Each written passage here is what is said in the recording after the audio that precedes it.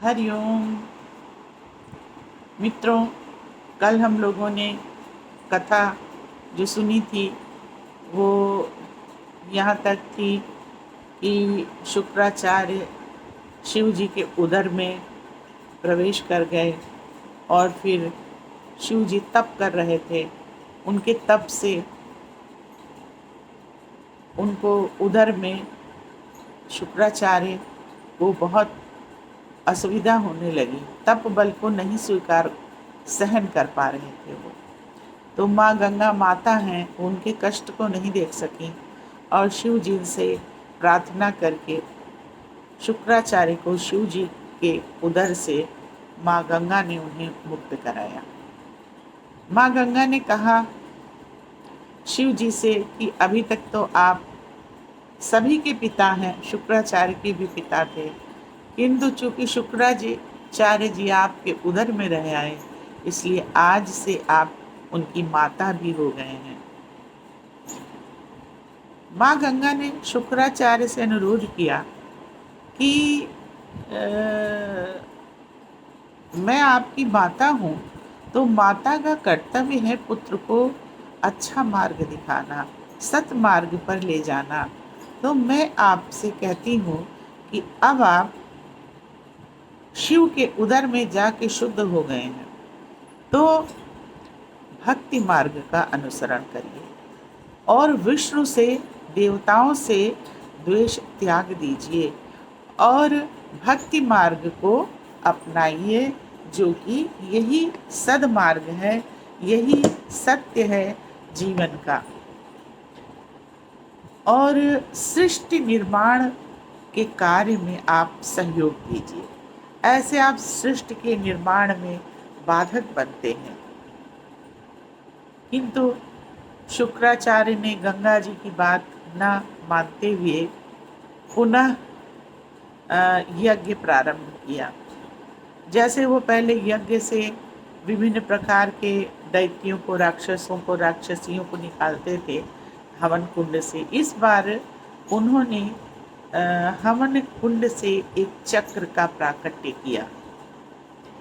चक्र निकला और चक्र ऐसा था कि वह सीधे बृहस्पति जी के आश्रम से प्रहलाद को उठाकर असुर लोक में ले आया। कल मैंने सुनाया था कि बृहस्पति गुरु के आश्रम में प्रहलाद जी का जन्म हुआ। तो शुक्राचार्य को ये था कि असुर संतान है प्रहलाद, तो ये असुर लोक में आवे, किंतु बृहस्पति जी ने मना कर दिया था कि अभी नहीं, समय आने पर मैं प्रहलाद को असुर लोक भेजूंगा। तो इस चक्र के द्वारा शुक्राचार्य ने प्रहलाद को असुर लोक उठा लाए। अब किसी का भी पुत्र चला जाए तो माँ परेशान हो जाती है। क्यायुध बहुत परेशान हो गई। अब करती क्या बेचारी, गंगा जी के पास गई। गंगा जी ने कहा, देखो वह विष्णु का आशीर्वाद है। बृहस्पति जी ने भी कहा कि वह विष्णु का और गंगा का आशीर्वाद है, तो प्रहलाद को कुछ नहीं हो सकता। तुम प्रहलाद की थोड़ी सी भी चिंता मत करो, प्रहलाद जहाँ होगा सुरक्षित होगा। जब प्रहलाद असुरलोक पहुँच गए तो हिरण्यकश्यप के बड़े पुत्र अलाहाद वहाँ का राजा था। उसने कहा, मैं तलवार से प्रहलाद का वध कर दूंगा। नारद जी वहाँ पहुँच गए और नारद जी ने कहा, ये इतनी सशक्त तलवार और रुई के जैसा मुलायम ये नया जन्मा बालक, इससे इसका वध करोगे क्या? परिहास कर रहे हो? ये एक सशक्त पुरुष पर इस तलवार से वार करो तो समझ में आता है। तो तय ये हुआ कि प्रहलाद जी को नदी में फेंक दिया जाए। प्रहलाद ने प्रहलाद जी को नदी में फेंक दिया और गंगा माँ तो जगत माता है, प्रहलाद पर उनका विशेष स्नेह है। प्रहलाद की भी माँ है गंगा, और गंगा जी ने प्रहलाद को अपने अंक में, अपने गोद में ले लिया और स्नेह किया और उसको वापस केआयुध को उसकी माँ के पास ला के दे दिया। माता अत्यंत प्रसन्न हो गई पुत्र को पा करके। इधर शुक्राचार्य जब से शिव जी के उदर से आए तो शिव जी के तप से उनका जो तपस्या थी, जो कि बुरे मार्ग पे ले जा रही थी उनको, वह तप बल शून्य हो चुका था। अतः वह पुनः तप बल अर्जित करने के लिए, तपस्या करने के लिए नितांत उद्यत थे। गंगा जी ने उनको समझाया किंतु वह माने नहीं। गंगा जी ने उनसे कहा, शुक्राचार्य, अपने क्रोध का और ये जो तुम्हारी बदले की भावना, रिवेंज की फीलिंग है, इसका त्याग कर दो, क्योंकि क्रोध और बदले की भावना जिसके अंदर है वह मनुष्य कभी सुखी, शांत, प्रसन्न चित्त नहीं रह सकता। तो इस प्रकार शुक्राचार्य पुनः तपस्या के लिए उद्यत थे। उधर हिरण्यकश्यप जी तपस्या के लिए गए हुए थे। तो काफी समय हो गया हिरण्यकश्यप को तपस्या करते हुए।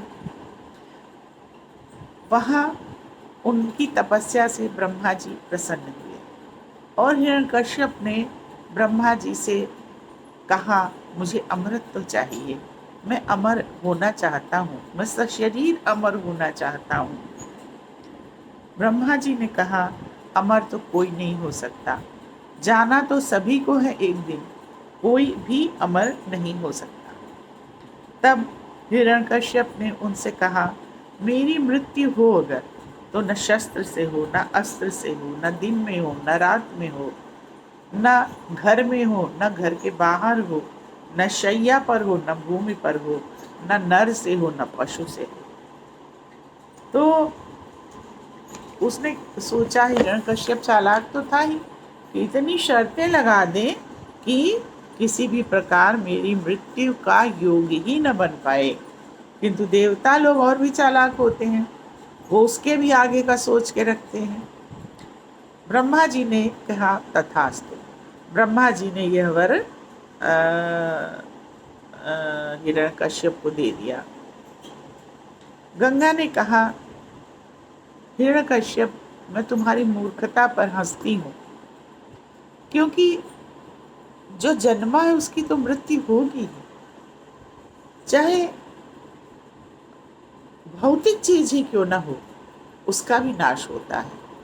शरीर हो, उसका भी नाश होता है। अमर है तो केवल आत्मा, और वो दिखाई नहीं देती, वो शरीर परिवर्तन करती रहती है और अंत में परमात्मा में विलय हो जाती है। हिरण्यकश्यप से गंगा ने कहा, सद्मार्ग पे चलो, कल्याण के मार्ग पे चलो, अच्छे कार्य में अपनी बुद्धि को लगाओ।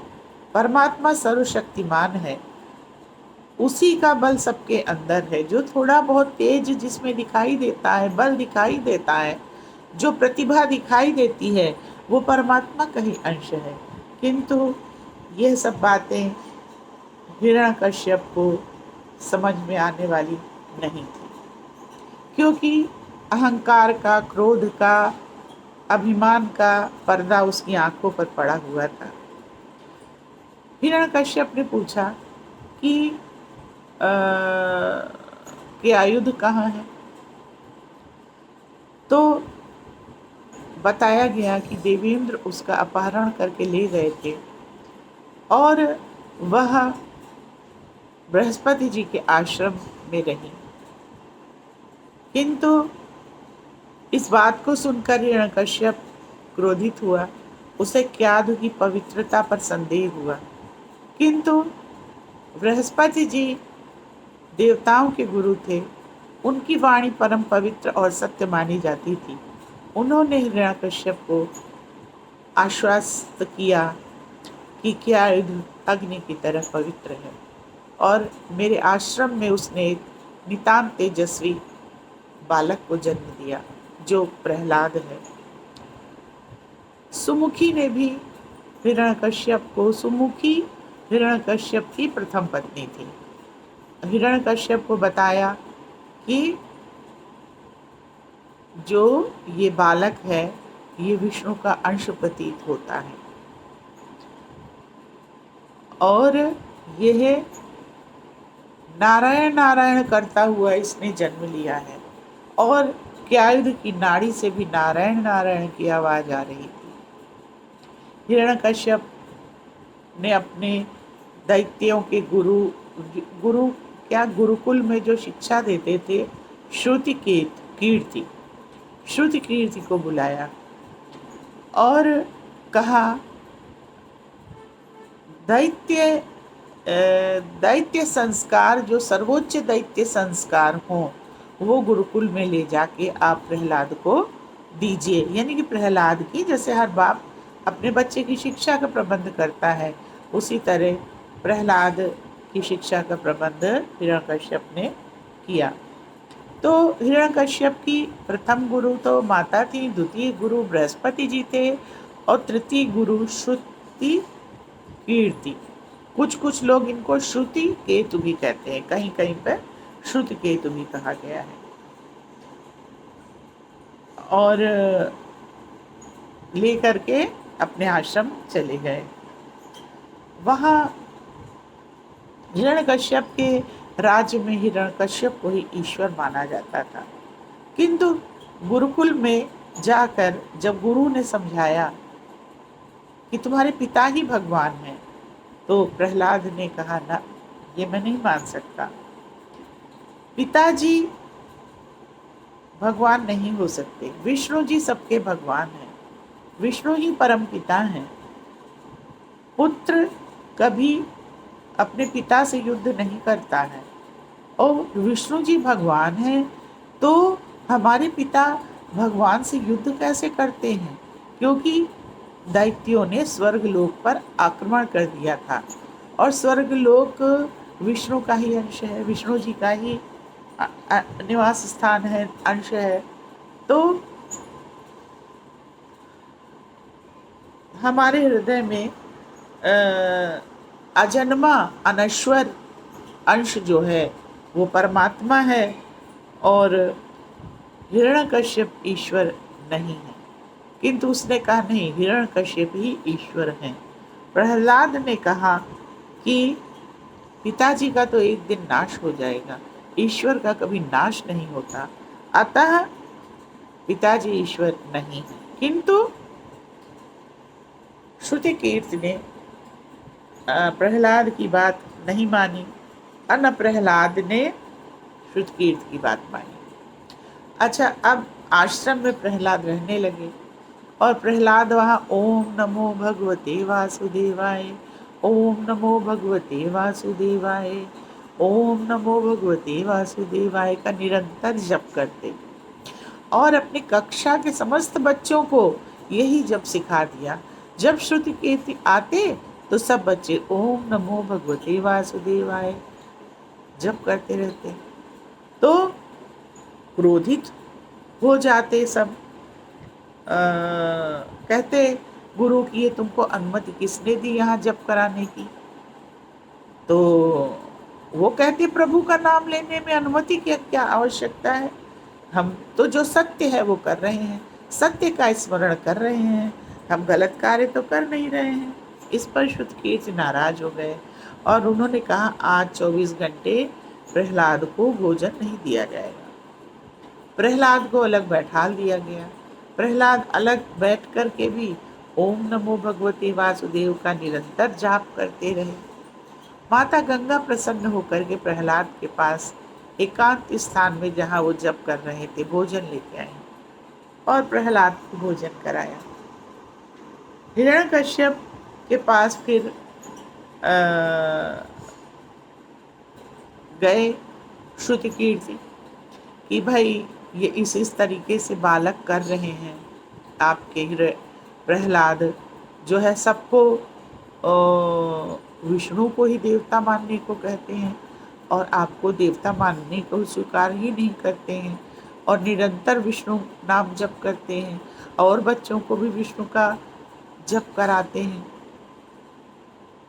फिर हिरण्यकश्यप बहुत ही नाराज हुए और श्रुति कीर्ति से कहा कि आप हमारे बालक को दैत्यों का जो सर्वोच्च संस्कार है वो दें।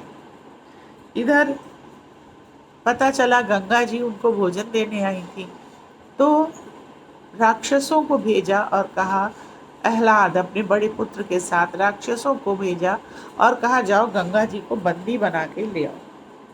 गंगा के पास प्रहलाद गए, बड़ी विनम्रता पूर्वक कहा, माता आप हमारे साथ चलें, हम आपको सादर लेने आए हैं, हमारे पिता ने आपको बुलाया है। किंतु गंगा जी ने कहा, पुत्र वत्स, मैं समय आने पर वहां आऊंगी, जब मेरे आने के अनुकूल भक्ति में परिस्थिति असुरलोक में हो जाएगी तब मैं आऊंगी। किंतु प्रहलाद ने अपने पिता की आज्ञा मानने हेतु सैनिकों को, दैत्यों को आदेश दिया कि गंगा को बंदी बना लो। जैसे जैसे सैनिक, राक्षस सैनिक गंगा को पकड़ते, गंगा के जल का स्पर्श करते, वैसे ही उनका तन मन सब पाप से मुक्त हो जाता, पुनीत हो जाता और वो जल में प्रवेश कर जाते और जल में प्रवेश करते ही वह मुक्त हो जाते। यह देखकर प्रहलाद वापस चले आए और पिता को सब बात बताई। हिरण्यकश्यप ने स्वयं गंगा से कहा, तुमने हमारे इतने दैत्यों का वध कर दिया। गंगा ने कहा, मैंने हत्या नहीं की है, मैंने मुक्त किया है इनको। हिरण्यकश्यप ने कहा, जी नहीं, आप के जल में जो दैत्य गया वह निष्प्राण हो गया। गंगा ने कहा, पुत्र जिसकी हत्या होती है उसका पुनर्जन्म होता है, लेकिन जो मुक्त होता है उसका पुनर्जन्म नहीं होता। वो राक्षस मुक्त हुए हैं, मैं पतित पावनी हूँ, वो पतित थे और मैंने उनको पावन किया है और मैं विष्णु के चरणों से निकली हूँ, मैं विष्णु पदी हूँ और मेरे जल के स्पर्श मात्र से विष्णु लोक प्राप्त हुआ है उन दैत्यों को। तो विष्णु लोक से बड़ा प्राप्तव्य कुछ है ही नहीं मानव का। अतः जो है आप ये गलत कह रहे हैं कि उनकी हत्या हुई है, उनकी मुक्ति हुई है। और इस प्रकार गंगा जी को जो बंदी बनाने गए थे, फिर हिरण्यकश्यप भी बोला मैं जाऊंगा गंगा जी को बंदी बना के लाने। और जब हिरण्यकश्यप गंगा जी के पास गए तो गंगा जी ने कहा, आओ वत्स, तुम भी मेरे जल में अंदर और मैं तुमको भी मुक्त कर दूंगी। हिरण्यकश्यप ने कहा, माता मैं मुक्ति नहीं चाहता, मैं अमृत तो चाहता हूँ। गंगा ने कहा, अमर तो कोई है ही नहीं। गंगा ने कहा, सत्य को तुम नहीं मानते, जो सत्य है उसे स्वीकार करो। तुम एक कल्पना लोक में जीवित हो पुत्र, कल्पना लोक में न रहो, तुम सत्य लोक में आओ। तुम काल्पनिक उसमें कि मैं अमर हो जाऊंगा और असत्य और भ्रमित पथ पे जा रहे हो। इधर तो हिरण्यकश्यप गंगा को सप्रयास बंदी बनाने का साहस न कर सके और वापस लौट गए। इधर प्रहलाद गुरुकुल में सभी को ध्यान लगवाते हैं, अपने साथ के बालकों को, शिष्यों को ध्यान लगवाते हैं और उनको ध्यान में विष्णु भगवान से कहते हैं, सबको भगवान आप दर्शन दे दीजिए। विष्णु जी इतने प्रसन्न हो जाते हैं छोटे बालक से कि प्रहलाद को भी दर्शन देते हैं और साथ के सभी बालकों को वो दर्शन देते हैं, जिनके दर्शन से सभी धन्य हो जाते हैं। सभी को दर्शन हुआ, लेकिन श्रुतिकीर्त को दर्शन नहीं हुआ। असुरेश्वर को प्रभु मानते थे श्रुतिकीर्ति, तो उनके अंदर नासिकता थी। बालकों में प्रहलाद के संपर्क से श्रद्धा विश्वास भक्ति उत्पन्न हो गया था। अतः उनका मन शुद्ध और पवित्र निर्मल था और विष्णु का दर्शन उन्हें सहज ही हो गया।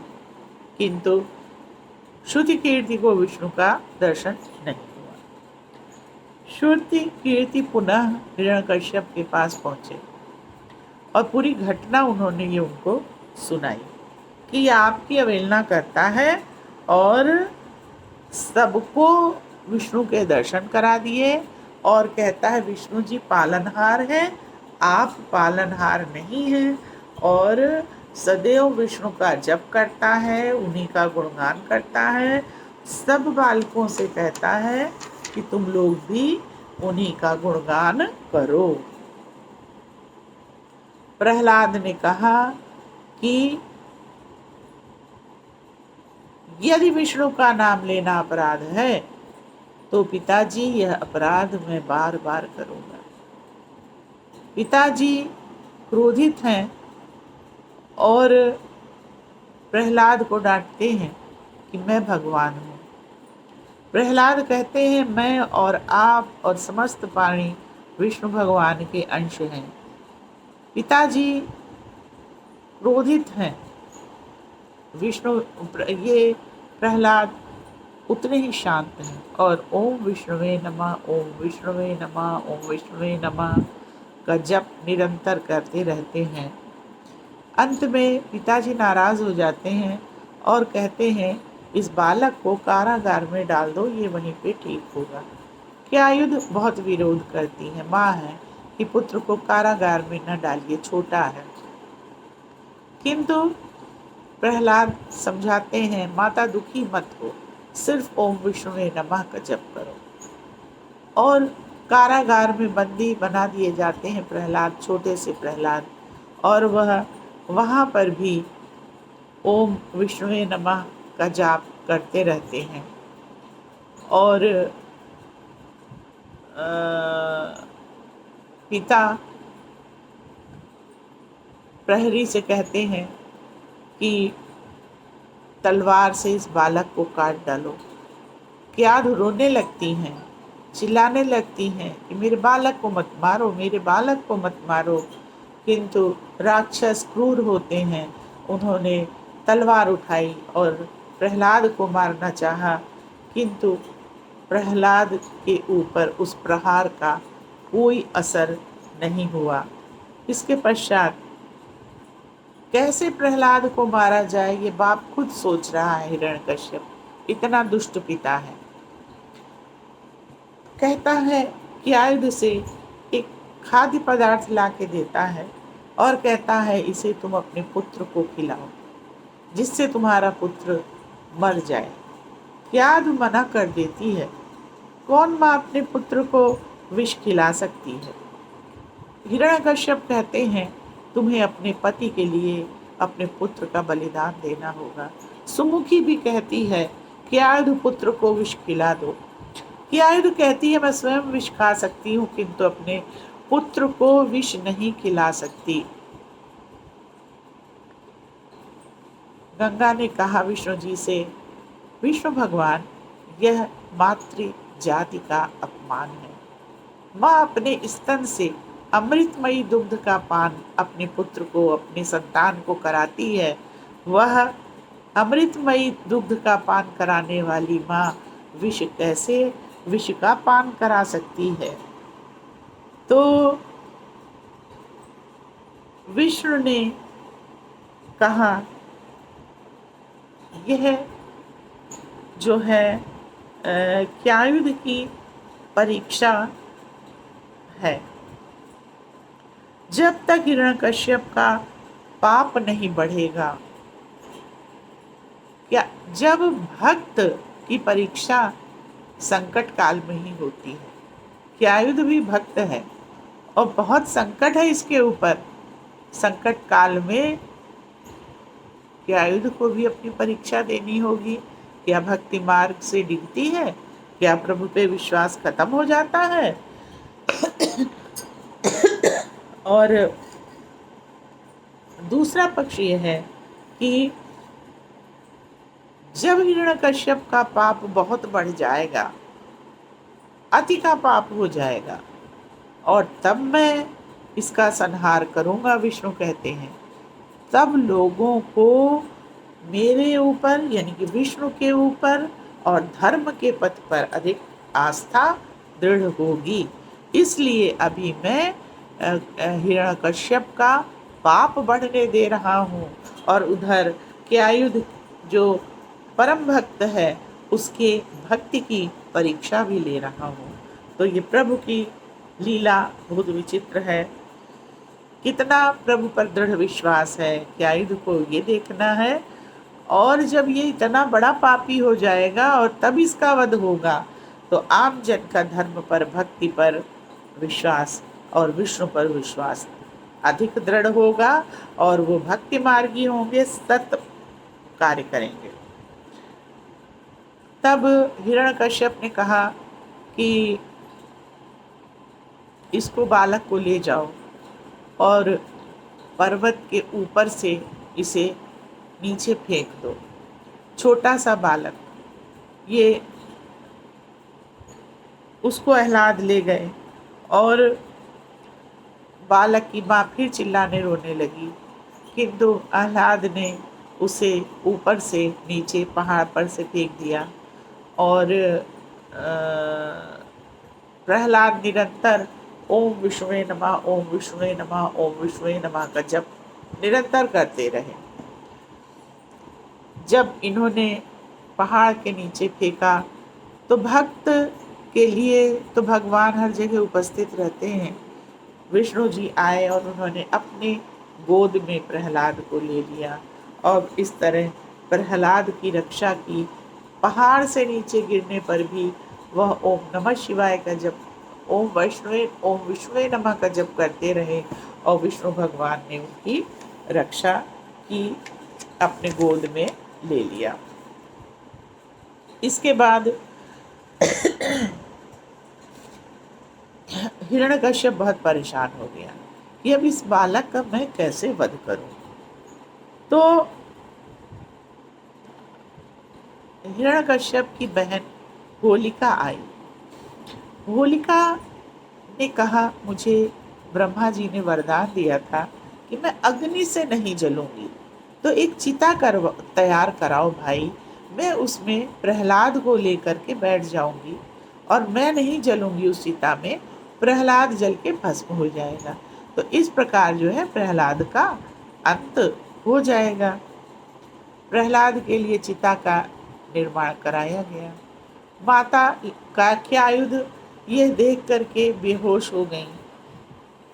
प्रहलाद ने बहुत समझाया, जिसका जितने दिन जीवन है रहेगा, नहीं जीवन पूर्ण हो गया होगा तो नहीं रहेगा माँ, सिर्फ ओम विष्णुवे नमः का जप करो, ओम नमो भगवते वासुदेवाय का जप करो, प्रभु का स्मरण करो, परम सत्ता वही है, परम सत्य है वही।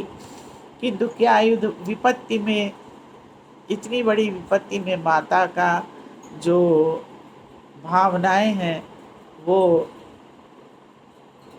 समाप्त हो जाती हैं प्रभु के प्रति भी, और माता जप करने की स्थिति में भी न रही, बेहोश हो गई।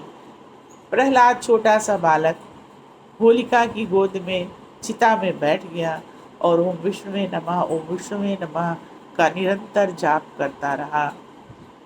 अग्नि लगाई गई, उसमें होलिका का दहन हो गया और प्रहलाद बच गए। प्रहलाद ने बाहर आके माता को जगाया। माता ने प्रहलाद को देखा तो चिपका के रोने लगी कि ये प्रभु की क्या लीला है, मेरा बालक कैसे चिता पे से बच गया। और पुत्र ने कहा, मेरे सिर के ऊपर तो भगवान का हाथ है, तो पिता मेरा कैसे कुछ बिगाड़ सकते हैं। गंगा माँ ने कहा, होलिका ने ब्रह्मा जी के वरदान का दुरुपयोग किया। कभी किसी ईश्वर द्वारा प्रदत्त, परमात्मा द्वारा प्रदत्त वरदान का दुरुपयोग नहीं करना चाहिए। होलिका ने वरदान का दुरुपयोग किया, इसलिए वो वरदान निष्प्रभावी हो गया। माँ बहुत प्रसन्न हुई, पुत्र को कलेजे से लगा लिया और सर्वशक्तिमान परमात्मा को प्रणाम किया और विष्णु भक्त थी, विष्णु का स्मरण किया। सुमुखी जो प्रथम पत्नी थी हिरण्यकश्यप की, उन्होंने कहा हिरण्यकश्यप से, आज तक तो मैं आपको परमात्मा मानती थी, ईश्वर मानती थी, किंतु जितनी घटनाएं प्रहलाद के साथ हुई, इसके बाद मुझे ये लग रहा है कि एक परम सत्ता जरूर है और जो इसकी रक्षा कर रही है, और वो सत्ता आप नहीं है, वो सत्ता सच में विष्णु है, शिव है, एक अनंत शक्ति है। तो संकटों में भक्ति, संकटों को भक्ति पूर्वक झेलना, ये इससे आता है। संकट जब आवे तो शांत चित्त से भक्ति करो, संकट चला जाएगा। या तलवार की नोक को, तलवार की धार को मैं सुई के नोक के बराबर कष्ट में बदल देता हूँ, यह गीता में भगवान ने कहा है। अगर विपत्ति आई है तो आपका धर्म, आपकी भक्ति उस विपत्ति के और आपके बीच में आ जाती है। तलवार के धार के बराबर अगर कष्ट आने वाला है तो वो सुई के नोक के बराबर आ जाएगा, होके चुभ के रह जाएगा आपको। तो ये है भक्ति, ये है प्रभु के प्रति श्रद्धा। इसके बाद प्रहलाद से हिरण्यकश्यप ने कहा, मैं अब प्रहार कर करके तुमको मार डालूंगा। जैसे ही ये कहा, महल का एक खंभा फटा और उसमें से नरसिंह भगवान प्रकट हुए। बोलो नरसिंह भगवान की जय। नरसिंह भगवान प्रकट हुए और प्रहलाद का रक्षण किया और हिरण्यकश्यप को अपनी जगह पे रख के अपने नाखूनों से उसका पेट फाड़ दिया और हिरण्यकश्यप मृत्यु को प्राप्त हुआ। प्रहलाद चिल्लाया, गंगा माँ आप बचाइए, नहीं तो ये भगवान मेरे पिता को मार डालेंगे। गंगा जी ने कहा, बेटा इस शारीरिक रिश्तों से इतना मोह मत करो। आज इस शरीर में ये आत्मा जो है उसके ये पिता हैं, कल ये आत्मा दूसरे शरीर में जाएगी, दूसरे पिता मिलेंगे। तो ये शरीर से बंधे हुए जो संबंध हैं, इनसे बहुत ज़्यादा मोह ममता न करो। पिता तुम्हारा पापात्मा था, प्रभु का विद्रोही था, तो प्रभु उसको दंड दे रहे हैं, इसे भी सहर्ष स्वीकार करो। जन्म मृत्यु पूर्व निर्धारित है, इसलिए अब उनका समय है, उन्हें जाने दो। नरसिंह भगवान ने कहा, तुमने जो ब्रह्मा जी से वर मांगा था उसको मैंने पूर्ण किया।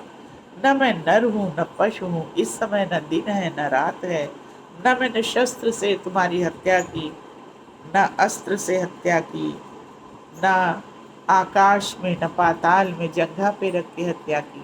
तो उसी समय पुष्प वर्षा होने लगी और भगवान ने प्रहलाद का हाथ पकड़ के उसे आशीर्वाद दिया और ब्रह्मा जी ने और सभी देवताओं ने नरसिंह भगवान का वंदना की, स्तुति की, आराधना की नरसिंह भगवान की।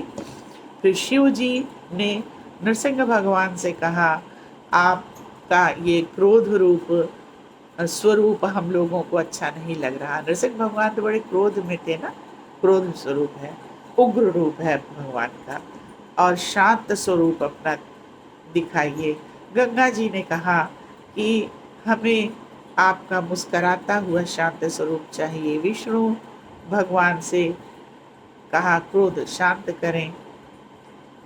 प्रहलाद ने भी यही प्रार्थना की, आप अपने शांत स्वरूप का दर्शन दीजिए, मेरे मन में भक्ति के अतिरिक्त कोई कामना न जागृत हो, यह आशीर्वाद दीजिए। प्रहलाद ने कहा, मेरे मन में कितनी बड़ी ये बात है, भक्ति के अतिरिक्त कोई कामना न जागृत हो।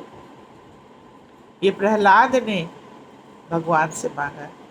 यही हम लोग को भी मांगना चाहिए कि हमें भक्ति के अलावा कुछ भी मांगने योग्य है ही नहीं है, ना भक्ति के अलावा कुछ प्राप्तव्य है।